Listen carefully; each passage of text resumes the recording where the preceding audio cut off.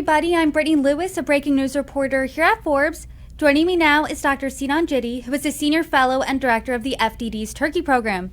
Thank you so much for joining me. Good to be with you, Brittany. Thank you for having us. I want to talk today about how you view Turkey's role in President Trump's second term. In the past, the president has had very flattering words for Turkish President Erdogan. He's called him a friend before. He also hosted him for a meeting in the Oval Office last month, and in that meeting, he indicated that he could lift a ban on the sale of U.S. F-35s. That hasn't happened yet, but President Trump didn't completely shut the idea down. So to start off the conversation, how would you characterize this relationship between the United States and Turkey? It's a complicated relationship. I think Turkey's always had a very complicated relationship with the United States, even before Erdogan and Trump. But I think it's been increasingly strained and even more complicated under Trump, simply because in his first term, it is correct to point out that Turkey was interested in becoming one of the biggest operators of the F-35 program. So Turkey's had a major interest in operating the most sophisticated, most streamlined, most modern U.S. fighter aircraft. And it was part of the production consortium of the F-35. So this was a cat in the bag, so to speak. But this process became derailed, and this is why it's becoming an extremely complicated and tense relationship in the last 6, 7, if not longer years, simply because Turkey's made this very fateful decision to purchase a missile defense system from Russia, which might not seem nefarious, but when it did make that purchase, and acquired these Russian missiles back in 2019, Trump was forced to essentially eject Turkey from the F-35 program. So whereas Turkey was going to be in a position to acquire over 100 units of the F-35, became the Middle East's largest operator of the F-35 platform, it found itself in the wilderness. And then, in addition to that, Turkey became the first NATO ally to be sanctioned by the United States, by Congress, for buying Russian missiles. And then what we've seen over time since then, we've had the Biden administration, Turkey's been in this weird position whereby it is the only NATO ally sanctioned by the United States, and in a weird place simply because it needs to modernize its air force, it needs to modernize its military, because we see this growing Russian threat on the footsteps of Europe. We see tensions and military threats escalate in the Middle East. And all the while, everybody's asking the question, well, if we need all hands on deck in terms of allies to prepare for a number of threats in the European theater, in the Middle Eastern theater, why is it the case that NATO's second largest military, one of the oldest members of NATO, is in this weird position where it's had this very strained relationship with the United States? And it's because we have this very strange sort of balancing act between Turkey and Washington, seemingly because Turkey's grown apart between Trump and Erdogan, or apart between Washington over a number of years. And everybody's wondering, is that distance going to grow, or is there any means to essentially patch this divide? So before we get to will this distance grow, I want to get to the origin story of the distance. And that was when Turkey, as you said, made that fateful decision of buying the Russian missile defense system. Turkey's a NATO ally. Why would it do that? So that is a very good question. And everybody has been wondering, because Turkey's had the option at that time, this is going back to the early 2010s, when Turkey said it needed an air defense system. It's one of its glaring lack of defense capabilities. Unlike Israel, we've seen during the last Iran-Israel war, where Israel was able to defend itself, by and large, from hypersonic missiles being launched at it and other ballistic projectiles being launched at it from Iran. Turkey lacks that capability. And in order to sort of make up for that shortfall, as a NATO ally, it has a range of opportunity to purchase an air defense system, not just from the United States, but from any ally country. So the choice at the time was, well, buy the Patriot system from the United States, which is what most of the NATO allies have. Or if you don't want that, you could go to Europe. There are other variants of this, such as the Eurosam system. Ankara was like, well, no. They initially dabbled with the idea of purchasing Chinese systems, which it was threatened with, saying if you purchase Chinese systems, again, you'll be landed with sanctions, because the point about buying military systems, an air defense system from China or Russia, is if you do, and then you purchase and operate the F-35, these missile defense systems can acquire sensitive information about the F-35 and learn about its stealth capabilities, and then basically be able to sell those and to our Russian or Chinese adversaries. We want to avoid that. This is the most capable fighter platform that the United States and its allies have, and only a number of countries operate the F-35. So why would Turkey just not go for the basic sort of thing, which is along with the... One of the objections it's lodged was to say the price tag, which saying, the Patriot systems are way more expensive than their Russian equivalents, possibly. The other thing that it's obviously put out there and said is, wait, it's not just an issue of price. We don't just want the missile system from the United States. We want to be able to co-produce what Raytheon has, and the United States position is like, we don't do that. That's proprietary technology. We sell these systems to our allies. No country that purchases our missiles defense systems also has technology transfer. We don't do that. That's proprietary, but you're welcome to purchase and operate it. So Turkey made that excuse. Then ultimately, Erdogan's basically said, well, he actually went on record and lied and said the United States never actually intended that selling it to us. But the actual reason, if you ask me, of why they did this in the first place and went for the Russian systems was a significant policy disagreement between Erdogan and Trump in his first term, or Trump's first term, when Turkey had a particular course trajectory it wanted to pursue in the Syrian civil war, which was to take down on top of the Assad regime, whereby the Trump administration at the time was insistent on actually pursuing the ISIS threat. And that divergence of policies resulted in the United States working with American adversaries in Syria. And in retaliation for that, Erdogan decided, as a point of leverage, well, if you continue to do things that I don't like, I'm going to just purchase a missile defense system that's going to really annoy you. Now, you may think this is a zero-sum game and it worked against Turkey's interests. You may be right. But at the time, Erdogan thought the United States was bluffing, that Turkey would never be sanctioned, it would never be chucked out of the F-35 program. Erdogan was warned multiple times, we're not bluffing. If you do purchase a Russian system, you'll be sanctioned and thrown out of the F-35 program. And he was, in fact, sanctioned and thrown out of the F-35 program. And so now, what steps, if any, is Erdogan taking to get back into this program? Because we saw just last month in a White House meeting between him and Trump said to the media, yeah, I know how badly, essentially, he wants these F-35s. We're going to be talking about that today. He hasn't been brought back into the program, but is Turkey taking those steps to get there? Substantively, no. Performative, in terms of performative antics, trying to weasel Turkey back into the system through backdoor channels, by working with members of the administration to see if it can be, certain things can be overlooked and waivers issued. Yes. Substantively, no, because in order for any sort of real move for the United States to even consider bringing Turkey back into the F-35 program, Turkey has to get rid of these Russian missiles, period. There is legislation, there is congressional sanctions in place.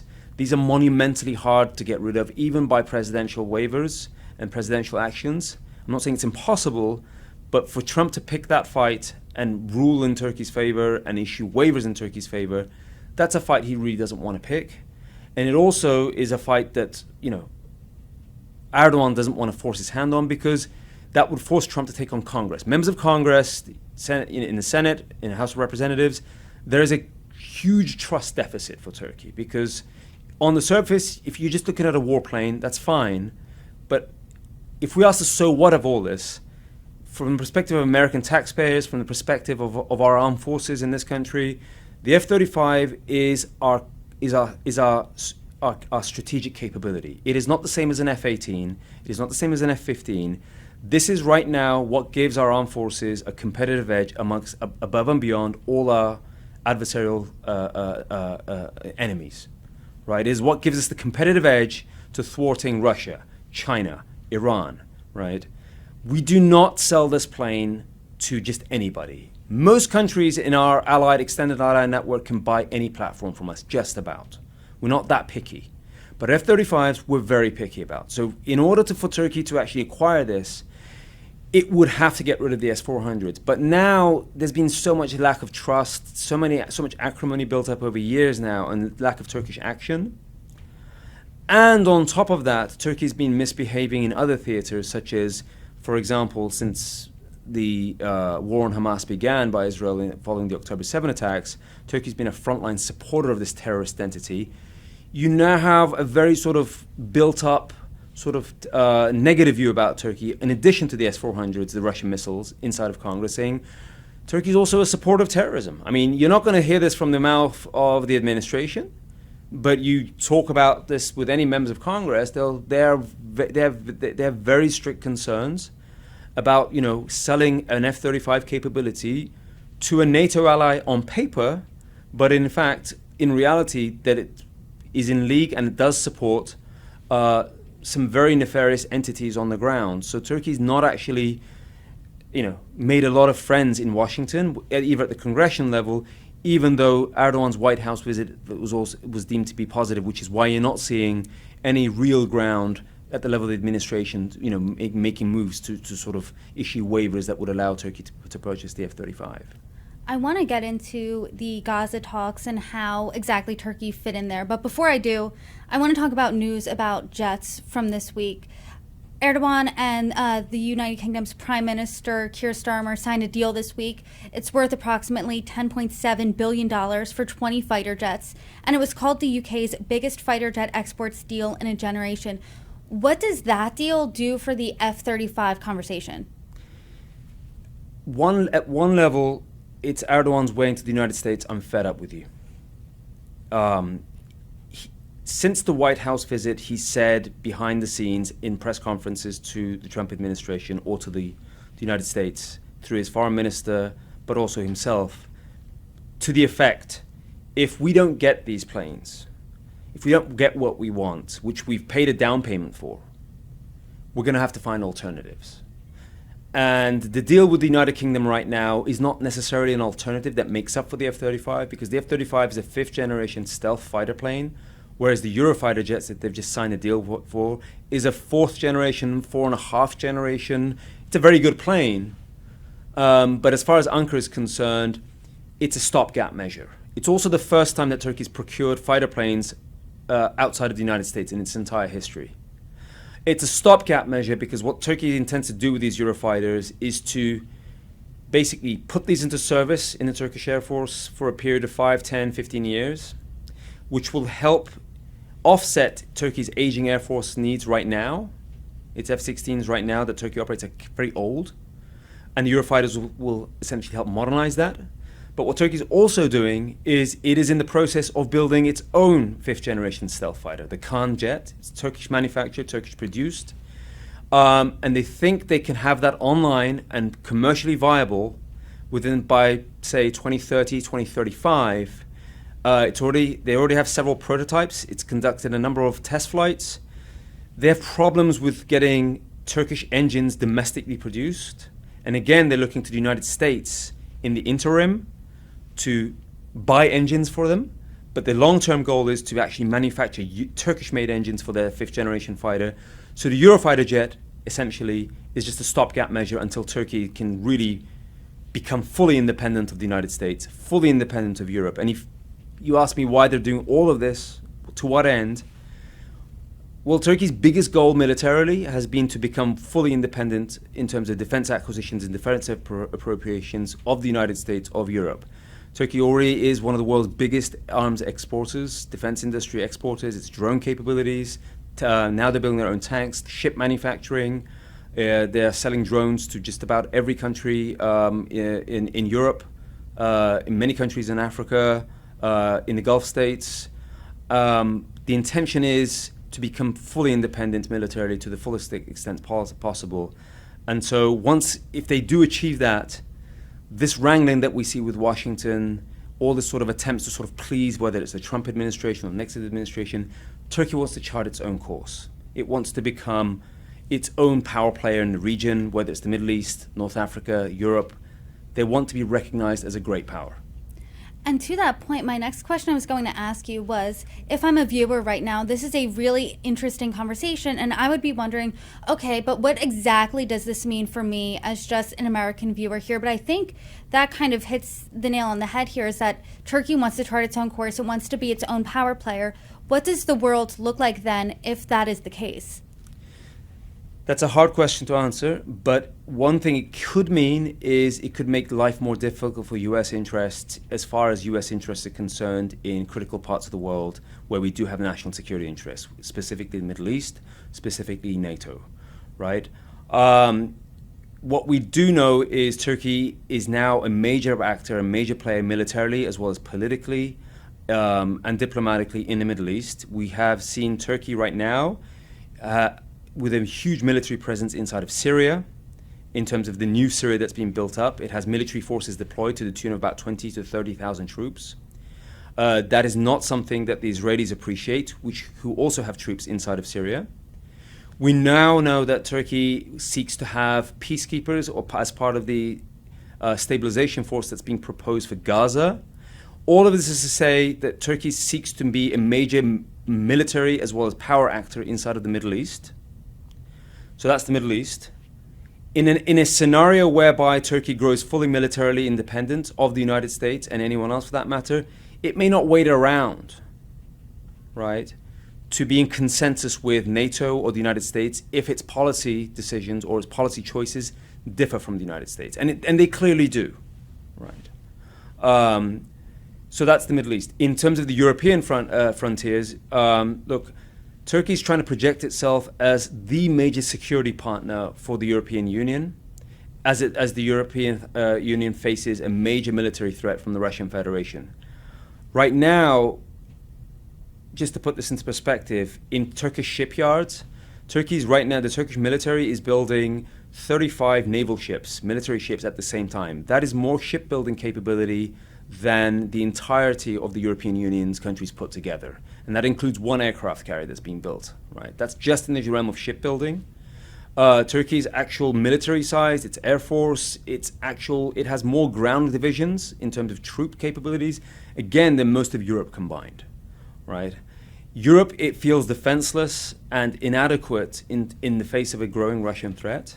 And Turkey's saying, if you want me as a partner, as an entity that can help you thwart the Russian threat, you need to take me seriously. You need to, whether that involves me becoming a more credible actor in terms of European Union membership, whether it requires more trade concessions in terms of the European markets, I need to be taken more seriously because I haven't been. And again, from the U.S. perspective, this is at a time when the United States is considering withdrawing or at least limiting its contributions towards European security, and that is a place where Erdogan has been stepping in. That is why the German Chancellor is right now in Ankara today, basically, saying that Turkey's future belongs in the European Union, which is something we've not heard from a German Chancellor for a very, very long time. So, Turkey, if it does project its own course and it has the military muscle behind it, it can upset American security interests and those of its allies in ways that currently Ankara is restrained from because it's not independent, but going forward, I think you could see a Turkey that's less and less constrained. And then when you're looking at Turkey in the Middle East, I'm curious how they fit into these ceasefire talks, because leaders from Turkey, along with Egypt, Qatar, and President Trump signed a peace pact right after the ceasefire deal was brokered. I mean, what do you make of Turkey's involvement here, and how do you view their role there going forward? So, Erdogan has been heaped a lot of praises by President Trump. I mean, in the number of times he personally thanked him and Qatar's role for achieving the ceasefire.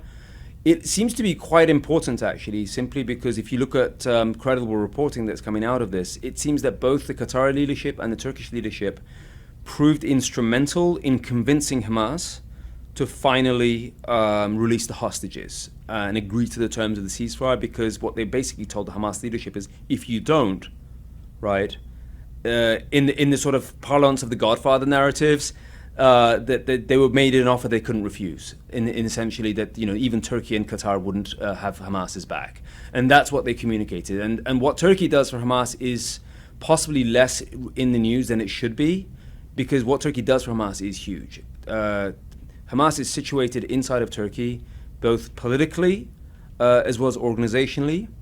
They've been able to situate themselves in Turkey basically since 2011. They have office spaces. We know that their leadership structures have been domiciled in Turkey on an ad hoc basis for some time now. Hamas has been able to recruit as well as fundraise from inside of Turkey. And under that cover has been able to maintain a significant sort of financial relationship across the world, which has allowed money from sympathetic regimes and individuals around the world from funneling that money through Turkey and crypto exchange and currency shops to pour that operating money into Hamas's operating accounts into Gaza. So Turkey plays a huge role in facilitating Hamas in the past. So it has positioned itself to the Trump administration saying, if in line with Qatar, who is directly basically mediated talks with the leadership, but Turkey alongside of that has basically said, you can't have any sort of meaningful outcome in terms of where this goes on without us being involved. And now Turkey's saying the next step, we've helped you achieve ceasefire, we want Turkish military presence inside of Gaza. And this is where it becomes really problematic, I think, because you're looking at sort of dynamite or gunpowder with a match.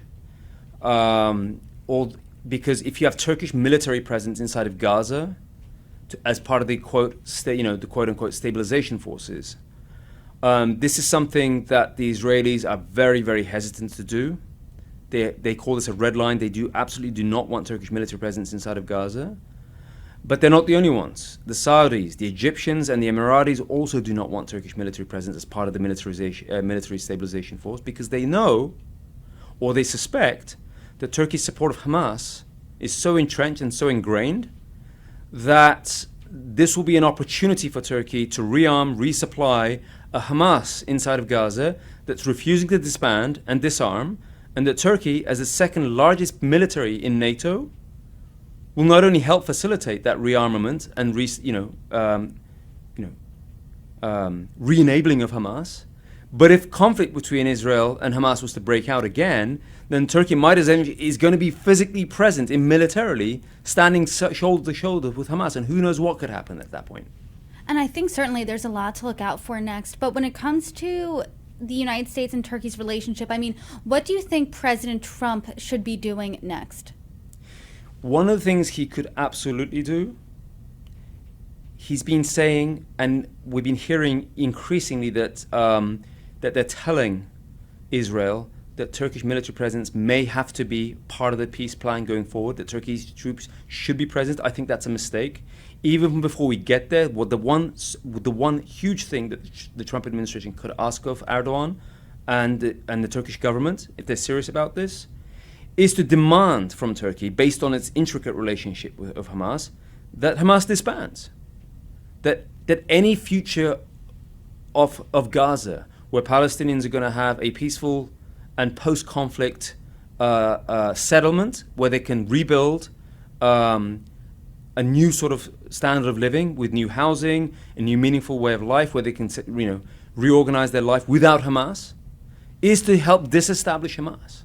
And Turkey and Qatar can absolutely play a role in this, because without their support, at this point, Hamas cannot survive, right? And that also means that Turkey should be the United States can demand of Turkey not only that it disarm and disband inside of Gaza, but the United States should ask Turkey to dismantle Hamas's organization inside of Turkey too. Turkey did this in relation to the Muslim Brotherhood network inside of Turkey, because after Egypt's Mohammed Morsi was overthrown, a lot of the Muslim Brotherhood inside of Egypt, their operatives, their leadership structures migrated to Turkey. Beginning in 2022, Erdogan asked them all to leave, and the Muslim Brotherhood network that was of Egyptian origin, that was ingrained in Turkey, was politely asked to leave, right? Erdogan is not willing to do that, but this is something that Trump could double down on. We have a lot of leverage. It's not only that Turkey wants F-35s, but this administration is interested in designating the Muslim Brotherhood as a terrorist organization. It is interested in exerting maximum pressure on Iran and its proxies. You could argue that Hamas is, if not a proxy of Iran, it's something that has a definite interest in furthering terrorist ambitions that are contrary to U.S. interests. Then put the pressure on Turkey and Qatar, which are its two main enablers inside of Gaza, instead of just turning a blind eye to this, right? So there is a lot more that, but allowing Turkish military presence as part of the stabilization force is a deep mistake. And like I said, this is not the Israelis just objecting to this. It is other Gulf states, the Saudis, the Emiratis and the Egyptians. There are other countries that are more than willing to contribute peacekeeping forces to stabilize Gaza.